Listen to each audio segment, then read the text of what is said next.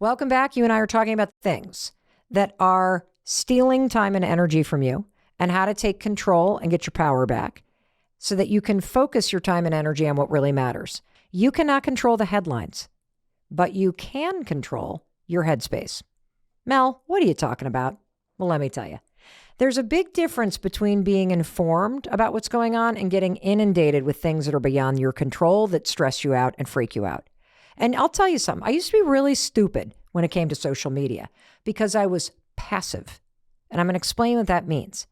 Whatever it was that social media or the mass media platform was serving up, I was just taking it in. Oh, yeah, just serve it up to me. Whatever headlines were on the news, that was what was filling my headspace. Whatever was dropping into my social media feeds, that was what I was focused on. I'm here to tell you something. Enough with that. It's time to take control. You have to get proactive. Do not be passive about social media. You are handing your attention, which is one of your most precious commodities, away for free as if it's nothing. This is how you waste so much time and cause yourself so much stress. If you don't take control of this, your Instagram feed is going to start looking like the home shopping network. You know what I'm talking about. TikTok will become nothing but celebrity news and influencers. And if you find yourself mindlessly watching 34 hours of television, which based on a recent study is the average amount of time that Americans watch TV per week, and I think I just heard all of you listening in the other 193 countries where this show is syndicated go, Americans. Well, you also spend time mindlessly watching TV, and your attention is the single most important commodity that you have. And so I want to inspire you to get super proactive about where you direct it, regardless of how much time you're spending watching TV or wasting it on social media. I mean, those 34 hours could be directed at something that's important, something that matters, something that's going to make your life better, and something that you want to make happen instead of just mindlessly, passively giving it away. That's time you could use to get your master's. You could use that to launch a side business. You could use that to get serious about healing past trauma or learning how to be happy, or heck, just get to the gym, learn how to cook. Let me ask you something. What's something that you would love to make happen in your life? Are you being proactive about your time and your attention? I mean, just imagine what would happen if you got super proactive about using social media to help you get what you want. This goes so far beyond common sense. In fact, researchers have found that people who use social media passively to browse content from other people are more likely to experience anxiety, depression, and stress. This is from a new study out of the UK that was published in the Journal of Behavior and Information Technology. And the same study found that if you're proactive about social media, meaning you create and share your own content without engaging passively on content with others and doom scrolling all the time, it has a positive impact, especially on your stress levels. It is so easy to make social media or the news outlets the villain in your life. But that just gives social media and the news all the power. You keep the power because you're in control of how you use these things. And I want you to start using them for good. By getting proactive and figuring out how you can take control of this, it will support you in making important things happen in your own life because it can. So how do you do that? You know, I remember about 9 years ago when I was first kind of really getting into the media business, I started following Gary Vaynerchuk. And I'll tell you what, his content was so different than anyone else's because something came alive inside of me. And it became the content that I started engaging with. And it inspired me to start being more proactive about posting more content instead of just sitting there, wasting time, feeling jealous, and just like getting stressed out and procrastinating on social media. And so you can choose who you follow. Because remember, you can't control the headlines, but you can control your headspace. And you do that by getting very proactive about who has access to you and who doesn't. And I know you want to do that, because you made the choice to listen to this podcast, a podcast that can help you create a better life. So do that with your social media accounts. Unfollow accounts that make you feel bad and start following people and accounts proactively that make you feel great about yourself, that inspire you to get proactive and start taking action in your own life. And by the way, whoever you think is spending way too much time on social media or follows a ton of influencers or celebrities or accounts that make them feel bad or you're worried about them, send them this episode.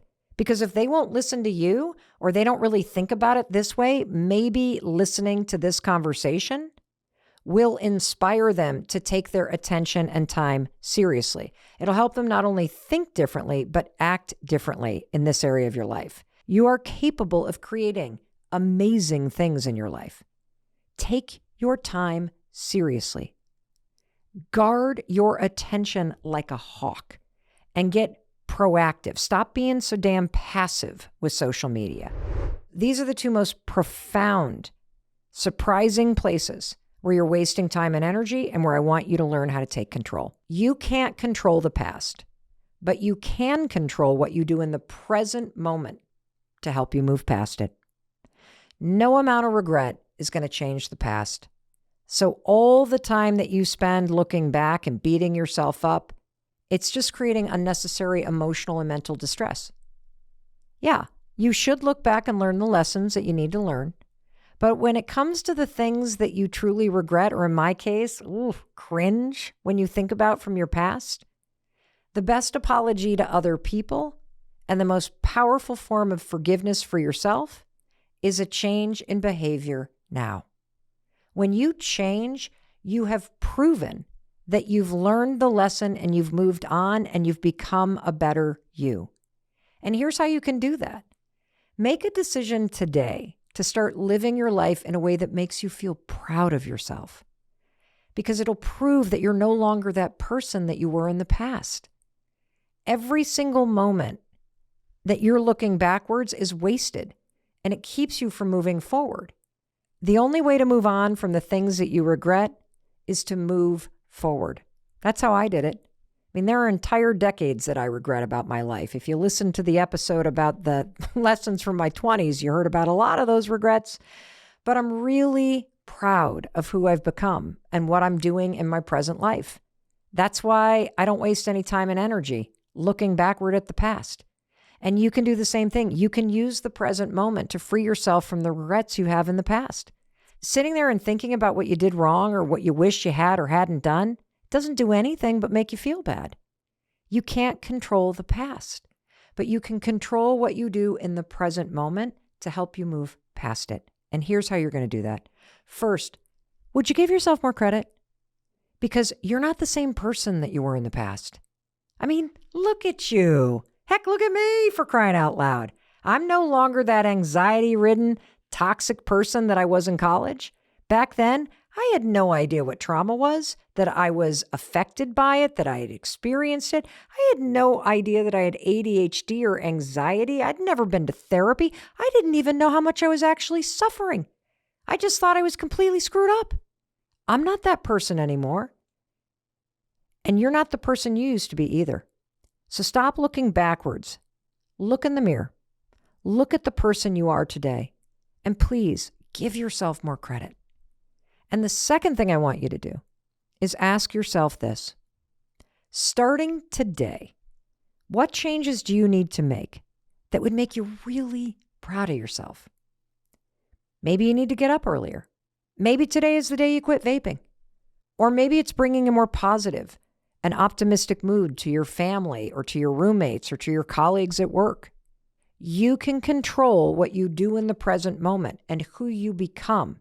And that's what helps you move past the things that you regret. Changing today proves that you're no longer the person that you used to be. And so starting today, I want you to make the most of your life moving forward. That's how you make big things happen.